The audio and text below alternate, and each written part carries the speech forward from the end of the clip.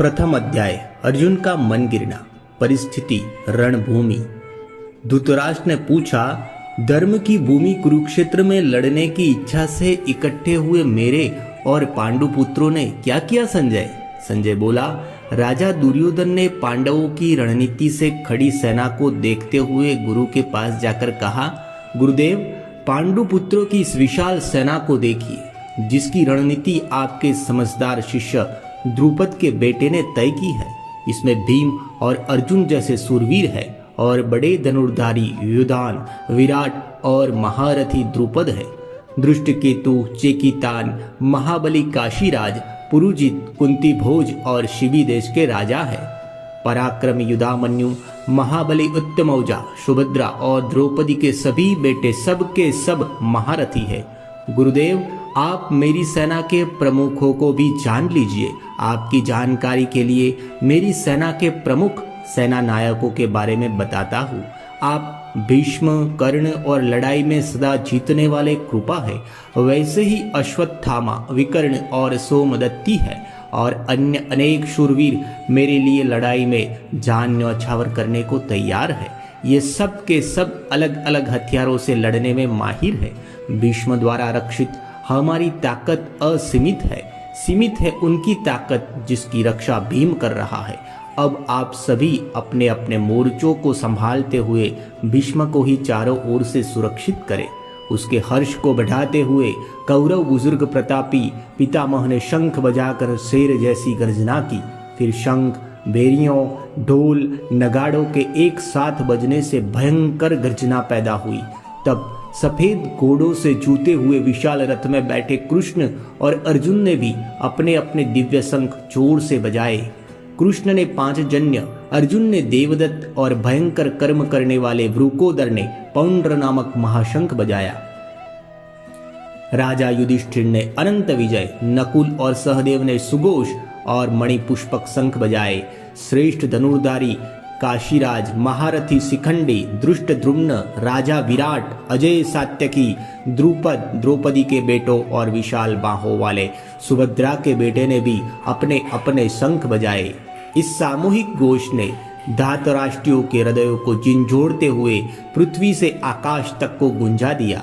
संजय बोला, राजन, व्यवस्थित धातराष्ट्रियों को हथियार चलाने के लिए तैयार खड़े देखकर अर्जुन ने अपना धनुष उठाकर कृष्ण को कहा, कृष्ण, रथ को दोनों सेनाओं के बीच में ले जाकर खड़ा कर लीजिए और तब तक वहीं खड़ा रखिए जब तक जो लड़ने के लिए आए हैं मैं उन्हें अच्छे से देख न लूं, ताकि मैं तय कर सकूं कि इनमें कौन मेरे लायक है।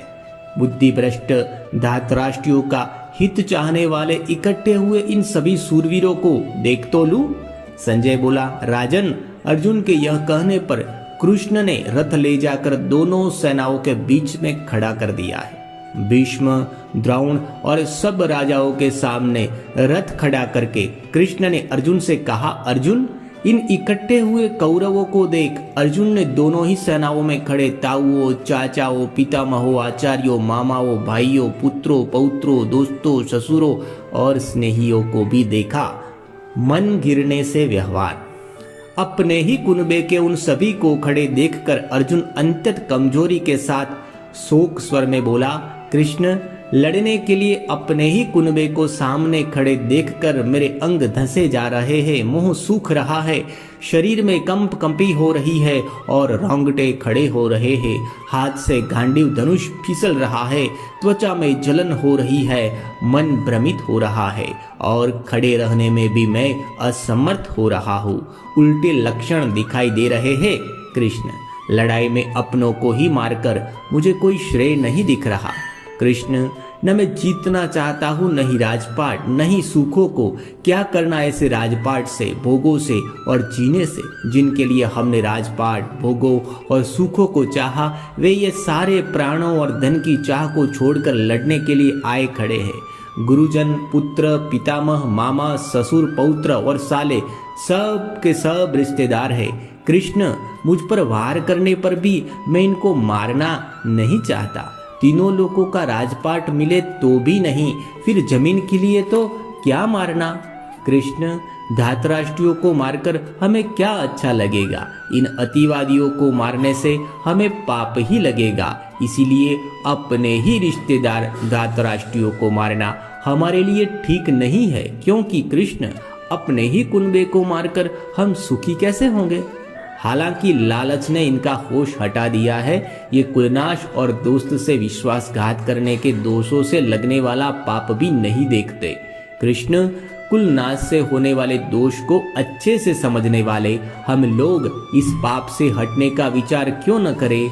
कुल के नष्ट होने पर कुल का सदा से चला आ रहा धर्म नष्ट हो जाता है। धर्म के नष्ट होने से संपूर्ण कुल में अधर्म बढ़ जाता है। अधर्म के बढ़ने से कुल की स्त्रियां दूषित हो जाती है। स्त्रियों के दूषित होने से वर्ण संकर जाति मिश्रण पैदा होता है। वर्ण संकर कुल और कुल नष्ट करने वालों को नरक में ले जाते हैं। इनके पितरों की पिंडदान क्रियाएं खत्म होने से वो भी पतन को पाते हैं। कुल नष्ट करने वालों के वर्ण संकर दोष के कारण सदा से चली आ रही जाति धर्म और कुल धर्म की परंपराएं नष्ट हो जाती है। सुना है जिनके कुल धर्म नष्ट हो जाते हैं वे मनुष्य अनंत काल तक नरक में रहते हैं। बड़े आश्चर्यजनक खेद की बात है कि हमने इस महापाप को करने की ठान ली है।